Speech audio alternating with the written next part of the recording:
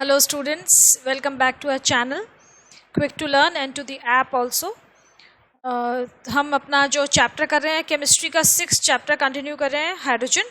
उसके 2 lectures first 2 बन चुके हैं and this is the third one which I am proceeding with. इस चैप्टर को I have divided into 10 lectures. 10 lectures में आपकी एक्सरसाइजेस भी इंक्लूडेड हैं. तो ऐप में मैंने वो ऑक्सीडेशन वाला लेक्चर पहले अपलोड कर दिया था बिकॉज एक स्टूडेंट के एग्जाम में वो आ रहा था तो he had requested.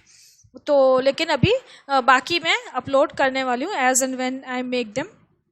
And I have already told you that जो हमारा ऐप जो है उसको हमने 20th अगस्त से पेड ऐप में कन्वर्ट कर दिया है. फीस हमने बहुत कम रखी है. It is only 100 rupees for 30 days. मतलब 30 डेज़ के बाद आपको 100 रुपीज़ दोबारा पे करने पड़ेंगे उसको कंटिन्यू करने के लिए. एंड उसमें जो मैंने आपको अभी एक प्रीवियस वीडियो बनाया उसमें डिटेल्स दी हैं तो आप प्लीज़ उसको देख लीजिएगा. आपको उससे आइडिया हो जाएगा. और कोई क्वेरी है तो आप पूछ सकते हैं. We are again I am repeating, I am just promising you for the syllabus of chemistry and biology as of now. कुछ और होता है तो वो एड ऑन होगा. मैं आपसे प्रॉमिस नहीं कर रही हूँ. प्रॉमिस में सिर्फ बायोलॉजी एंड केमिस्ट्री के लिए कर रही हूँ. ठीक है. And that I have told you that I will be finishing them with in a month. Alright. तो अभी हमारा ये चल रहा है. अभी थर्ड लेक्चर स्टार्ट कर रहे हैं. यह है application of activity series in the preparation of hydrogen. Activity series हमारे लिए कैसे यूजफुल है हाइड्रोजन की प्रिपरेशन के लिए. ये जो आपका सिलेबस है. अच्छा, एक और चीज़, एक स्टूडेंट ने पूछा था कि मैम इस बुक से पढ़ा दे या किसी और बुक से पढ़ा दो. एवरग्रीन बोला था शायद.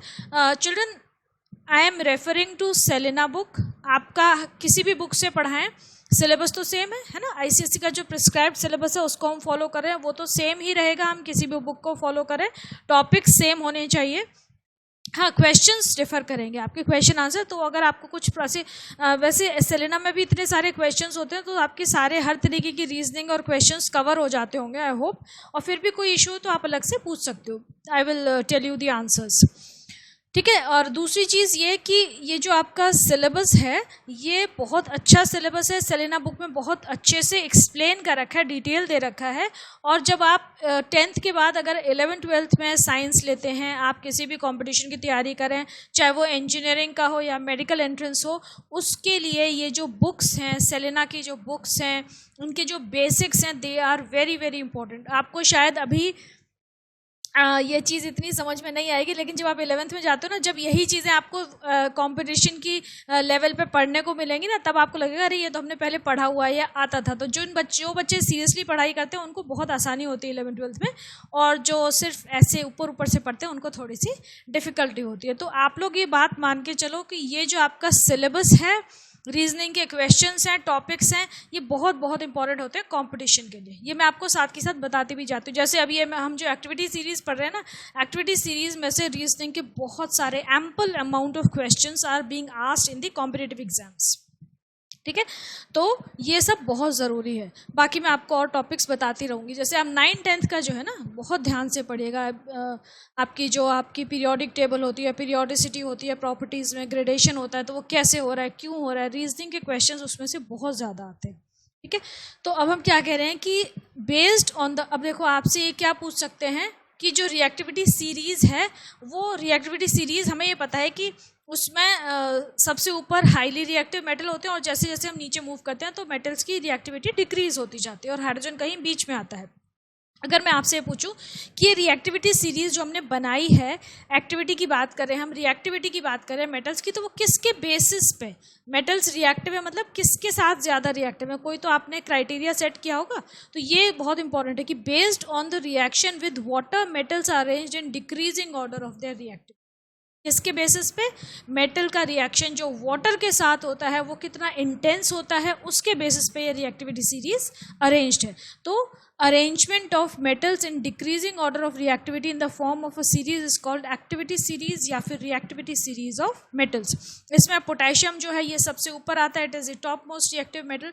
फिर रिएक्टिविटी कम होती जाती है, पोटेशियम, सोडियम, कैल्शियम, मैग्नीशियम, है ना. ऐसे बीच में हाइड्रोजन आता है.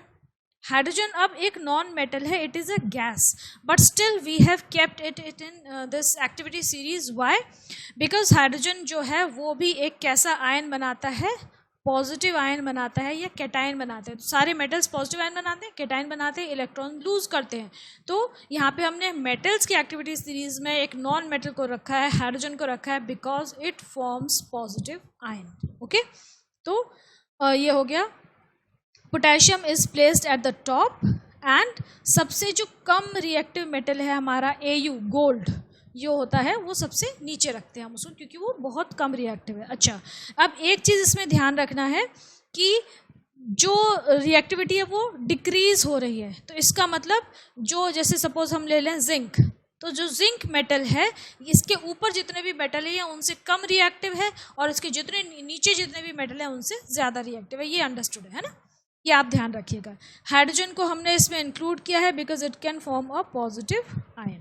Okay, then ability to reduce water to hydrogen. अब हम ये कह रहे हैं कि वाटर के साथ रिएक्ट करते हैं, वाटर में से ऑक्सीजन रिमूव कर देते हैं, उसको रिड्यूस कर देते हैं और हाइड्रोजन इवॉल्व करते हैं, ये सारे मेटल्स। अब ये जो इनकी एबिलिटी है, ability of metals to reduce water to hydrogen, it decreases down as we move down this activity series. मतलब सबसे ज़्यादा रिएक्टिव मेटल्स हैं वो बहुत ईजिली वाटर में से हाइड्रोजन को डिस्प्लेस कर देते हैं और उसके बाद जब हम नीचे आते हैं तो रिएक्टिविटी कम होती जाती है। जो ईज है रिमूवल ऑफ हाइड्रोजन की वो कम होती जाती है। और जो हाइड्रोजन है, हाइड्रोजन के जो नीचे वाले मेटल्स हैं वो ये काम नहीं कर पाते हैं, ठीक है, वो हाइड्रोजन को रिमूव नहीं कर सकते हैं। तो ये आपको दे रखा है कि पोटेशियम सबसे ज़्यादा रिएक्टिव है, सबसे आसानी से हाइड्रोजन को रिमूव करता है, then sodium, calcium, magnesium, aluminium, zinc and so on. Lead, अब जो हाइड्रोजन के जस्ट ऊपर वाला मेटल है lead and the metals that are further below in the series, they do not remove hydrogen, they have no reaction with water even when steam is used। देखो, silver और gold की हम jewellery पहनते हैं ना, gold के जैसे हम बैंगल्स पहनते हैं, इयररिंग्स पहनते हैं, रिंग्स पहनते हैं, तो वो सब पानी के साथ रिएक्ट नहीं करते हैं। सिल्वर पानी के साथ रिएक्ट नहीं करता है, चाहे बॉइलिंग वाटर हो, चाहे स्टीम हो, चाहे कैसा भी पानी हो, है ना। तो हमें ये पता है कि जो ये सबसे नीचे वाले मेटल्स हैं जिनको हम अपने प्लैटिनम, जो हमारे रिएक्टिव मेटल्स हैं, जो कि नॉन रिएक्टिव मेटल्स हैं, जो कि हमारे एक्सपेंसिव मेटल्स होते हैं, वो जो हैं वो रिएक्ट नहीं करते, उनकी रिएक्टिविटी बहुत कम होती है। ऑलराइट, वाटर के साथ रिएक्ट बिल्कुल भी नहीं करते हैं। तो ये हो गए हमारे कौन कौन से, प्लैटिनम, सिल्वर, गोल्ड। ऑलराइट, अब इस जो रिएक्टिविटी सीरीज है इसके सेलिएंट फीचर्स कुछ दे रखे हैं, इसके इंपॉर्टेंट फीचर्स दे रखे हैं, वो क्या क्या हैं वो हम देख लेते हैं। जो मैंने बोला था वही है, बस वो थ्योरी में दे रखा है, तो एक बार पढ़ लेते हैं। वैसे आपके सिलेबस में नहीं है salient features of activity series, ये जो पूरा कॉन्सेप्ट है ये आपके सिलेबस में नहीं है, ठीक है, लेकिन फिर भी हम इसको पढ़ लेते हैं एक बार। कि electro positive character decreases down the series, जब हम सीरीज में ऊपर से नीचे मूव करते हैं तो इलेक्ट्रो पॉजिटिव कैरेक्टर डिक्रीज हो रहा है, मतलब मेटल्स जो है वो ऊपर वाले ज़्यादा स्ट्रॉन्ग है, नीचे वाले कम स्ट्रॉन्ग है। इलेक्ट्रो पॉजिटिव कैरेक्टर का मतलब क्या होता है कि कोई मेटल जो है, मेटल का जो एक एटम है वो कितनी ईजिली इलेक्ट्रॉन को लूज करके एक पॉजिटिव आयन बनाता है। तो ऊपर वाले मेटल्स हैं वो बहुत इजीली इलेक्ट्रॉन को लूज करके पॉजिटिव आयन बना लेते हैं, तो वो उनका इलेक्ट्रो पॉजिटिव कैरेक्टर होता है, ठीक है। देन इसी चीज़ को अलग अलग लैंग्वेज में दोबारा लिखा हुआ है, देखो, reducing power of metal decreases down the series, thus potassium is the strongest reducing agent. हम क्या कह रहे हैं कि रिड्यूसिंग पावर कम हो रही है। अब रिड्यूसिंग पावर क्या है, जैसे कैल्शियम है, कैल्शियम क्या करता है, कैल्शियम एक फटाफट अपना एक पॉजिटिव आयन बना लेता है, कैटायन बना लेता है। कैसे बनाता है, एक इलेक्ट्रॉन को लूज करके। एक इलेक्ट्रॉन लूज किया तो उसका मतलब वो इलेक्ट्रॉन जाके किसी दूसरे एटम को रिड्यूस करेगा, उसके साथ जाके अटैच हो जाएगा, नेगेटिव आयन बनाएगा और उसको रिड्यूस कर देगा, है ना। तो ये जो है ये पोटेशियम की रिड्यूसिंग पावर है। तो कोई भी जो मेटल है जो जितना ऊपर है, एक्टिविटी सीरीज के टॉप पे है, वो उतना स्ट्रॉन्ग रिड्यूसिंग एजेंट है। जब हम ऊपर से नीचे आते हैं तो उसकी रिड्यूसिंग पावर कम हो रही है। तो यही बात हो गई कि reducing power of metals decreases as we move down, मतलब रिएक्टिविटी कम हो रही है मेटल की। The ease of losing electron decreases, ठीक है। मैंने जैसे कहा ना कि वही सारी चीज़ें उनको डिफरेंट लैंग्वेजेस में यहाँ पे लिखा हुआ है।